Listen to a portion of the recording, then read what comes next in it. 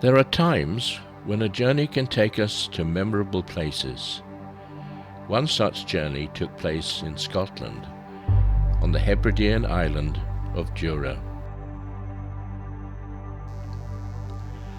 On Christmas Day, 1836, in the tiny, now abandoned hamlet of Hebridean, a 17-year-old lass named Catherine gave birth to her firstborn, a boy named Donald Malcolm McKechnie. Sometime around 1841, the family moved down the valley to a cottage named Bothan Beag, Gaelic for tree cottage, in the equally tiny hamlet of Glengarrisdale. Here are some old photos given to me by the family of the last people to live here in the early 20th century. Uncle Angus, a gamekeeper, is shown here with a still unexplained MacLean's skull, marked on the local map to this day. I first visited this spot in 2003, deposited on a rock with my gear by a boat from the Scottish mainland, to be picked up 3 days later. Bothan Beag survives to this day due to being designated a bothy, or traveller's hut. I lay my sleeping bag on a bed of bracken. Why did I come to this remote spot? Because Donald McKechnie was my great-grandfather. During my visit, I hiked up the glen, past the lone tree that gives the cottage its name, to the ruined houses of Hebridean.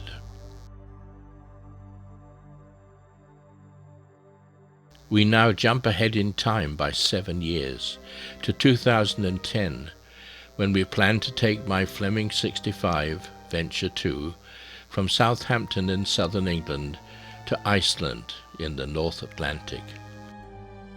Our route through the Hebrides provided me with a long-sought opportunity to revisit the childhood home of my great-grandfather.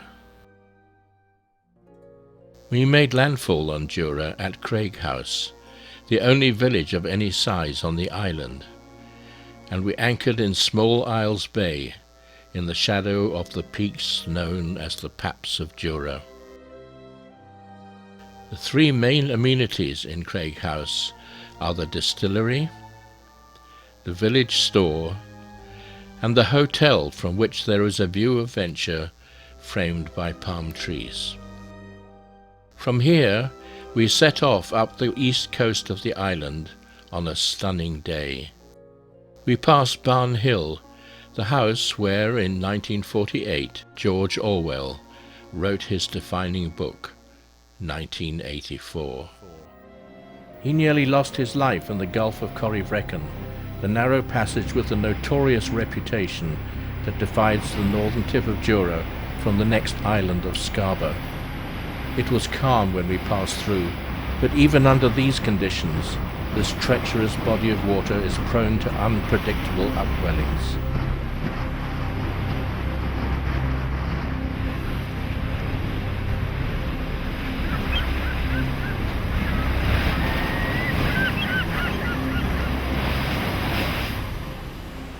I had been hoping we could anchor in Glengarrisdale Bay, but the rocky bottom made this impossible. Chris held the boat offshore while I was able to land from the tender and revisit the bothy. Very little had changed since my great-grandfather had lived here. But here was I, his great-grandson, arriving on a boat for which he had been responsible. A unique and unforgettable event, unimaginable 160 years ago. By the time Donald McKechnie was 25, he had left the island, moving first to Glasgow and then to Edinburgh. He studied literature and became famous as the Bard of Jura for his poetry written in the Gaelic language. There is a plaque in his name at the Fairlin ferry landing on Jura. After my visit, we headed back north. The waters, so close to Corryvreckan, were turbulent, but it was calm within the anchorage itself. That evening we were treated to a magnificent Hebridean sunset.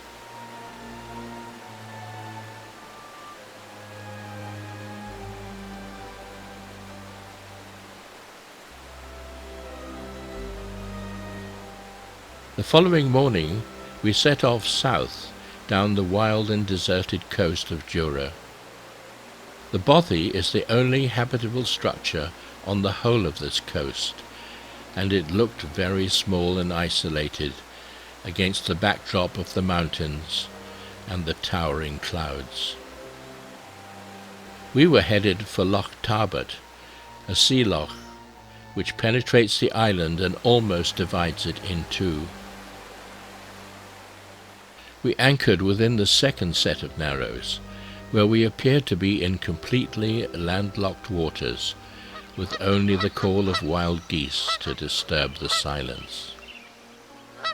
We launched the tender, and with Captain Chris at the helm, set out to navigate the innermost recesses of the loch, which had long been an ambition of mine.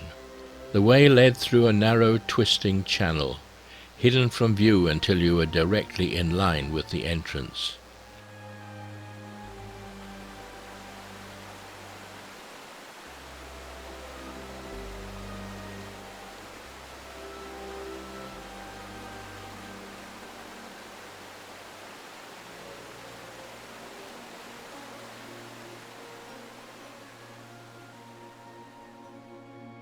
An interesting feature is the raised beaches, some of which are over 100 feet above present sea level. The beaches date from the last ice age 10,000 years ago, when the land was covered in ice. As this melted, first the sea level and then the land rose. It was sobering to reflect that the pebbles beneath my feet had been polished to their smooth shape by waves which had crashed upon these very shores 10,000 years ago. We threaded our way back through the narrow channel and continued around the southern tip of Jura to complete our circumnavigation of the island.